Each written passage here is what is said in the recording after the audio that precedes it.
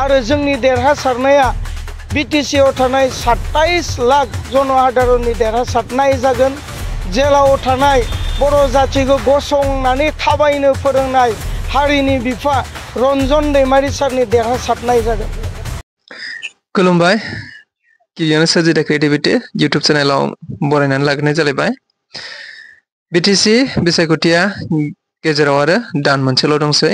थामहिनबा 22 सेप्तेम्बरावनो बिटिसि बिसायख'थिनि भट सोनाय हाबाफारिया जागोन आरो बेखौ नोजोर बोनानैनो आथिखालाव बिटिसि ओनसोलाव गोबां गुबुन गुबुन राजखान्थि दोलोफोरा गावबा गावनि गिबि खोलोबनि जानाखि बिजाथि फोसावनाय बेखौ फोसावबाय होननानै बुंब्लाबो बारा बुंनाय जुननाय नङा।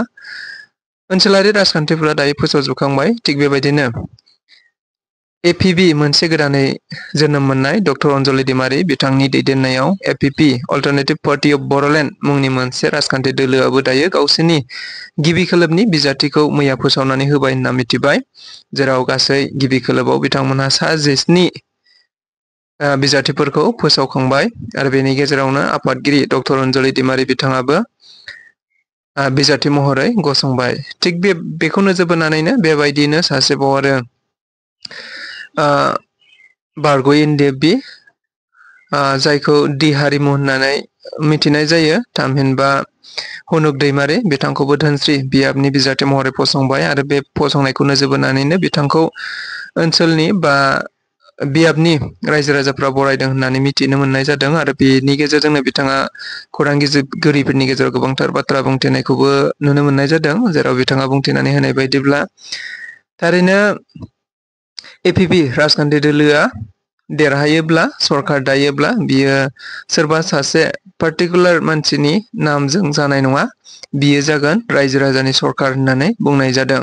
आरो एपिपि राजखान्थि दोलोआ देरहायोब्ला सरकार दायोब्ला थारैनो बेनि देरहानाया हारिनि बिफा रन्जन दैमारिनि देरहानाय जागोन होननानै बिथाङा बुंथिनानै होदों।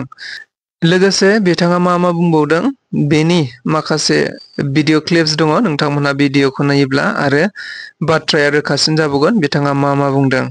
समस्थिनि बिजाथि बे बिबानखौ लानानै आं खुसियै बानलांनो रेडि आरो बे बिबानाव दिनै जोंनि धनस्रि समस्थियाव गासै 1 लाख भटार्सफोर दङ। बे 1 लाख भटार्सफोरनि बिबानखौ आं फाफ्लियाव रुजुलांनो थाखाय आङो रेडि आरो बे गिलिर बिबानखौ जिहेतु एपिबि राजखान्थि हान्जाया होदों आं बेखौ नाजावनानै लादों आरो एपिबि हान्जानि जोंनि गोजौ लेभेलनि दैदेनगिरि साफ्रोमखौबो आं गोसो गोरबोनिफ्राय साबायखर बावहरदों। लोगोसे एपिबि हान्जानि आफादगिरि डक्टर अनजलि दैमारि मेडामनिसिमबो आङो साबायखर बावहरदों। जोंनो लागै बे बिबानखौ होनायनि थाखाय आरो जोंनो थाखाय सासे बिजाथि फसंनायनि थाखाय आं गोसो गोरबोनिफ्राय साबायखर बावहरदों। लोगोसे धनस्रि समस्थियाव थानाय 1 लाख भटार्सफोरनिसिम आं साबायखर बावहरदों जे बिथांमोनाबो जेन फैबाय थानाय बिसायख'थियाव जोंखौ नेनानै दङ आरो बिथांमोननि लुगैनाय बायदियैनो धनस्रि समस्थियाव थानाय जनसाधारन बा भटार्सफोरनि लुगैनाय बायदियैनो जाफुंहोनो थाखाय दिनै एपिबि राजखान्थि हान्जाया आंखौ बिजाथि फसंदों। बेनिखाय धनस्रि समस्थिनि साफ्रोम रायजो राजाखौबो आङो आंनि गोसो गोरबोनिफ्राय साबायखर जासिहरगोन। एपिबि दोलोआ जेब्ला सरकार दागोन अब्ला नोंथांमोननि सरकारनि मुङा मा जागोन?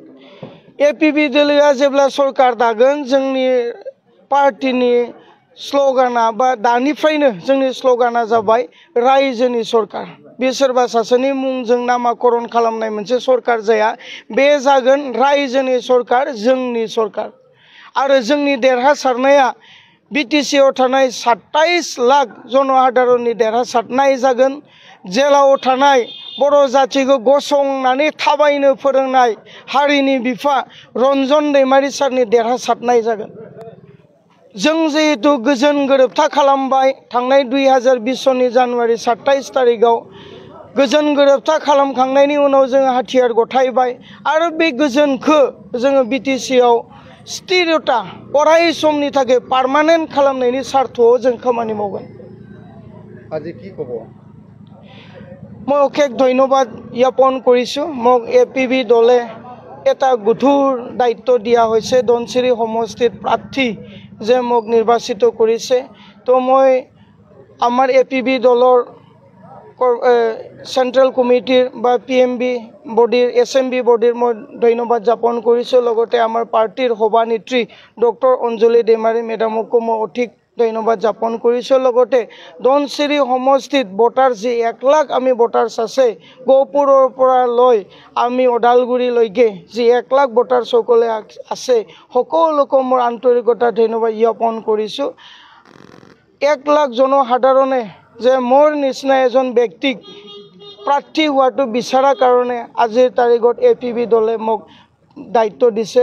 সেইকাৰণে ধনশিৰি সমষ্টিৰ ভোটাৰসকলকো মই আন্তৰিকতা ধন্যবাদ জ্ঞাপন কৰিছোঁ।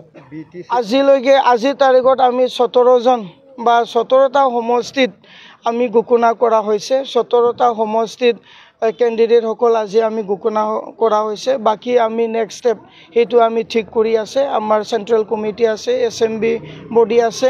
একেসকলে আহি থকা সময়ত খুব কম সময়ৰ ভিতৰত আৰু আধৰুৱা থকা সমষ্টিবিলাকৰ কেণ্ডিডেট অতি সোনকালে ঘোষণা হ'ব। ধন্যবাদ। আমাৰ চৰকাৰৰ নাম হ'ব ৰাইজৰ চৰকাৰ। কোনো এজন নামাকৰণৰ চৰকাৰ নহ'ব। APBৰ চৰকাৰ নামৰ হ'ব ৰাইজৰ চৰকাৰ। আৰু আমি যি এতিয়া ৰাজনীতিক পাৰ্টি কৰিছে, এইটো হ'ল গণ আন্দোলন। এই গণ আন্দোলনৰ দ্বাৰা আমি চৰকাৰ গঠন কৰিম আৰু আমাৰ চৰকাৰৰ নামটো হ'ব ৰাইজৰ চৰকাৰ।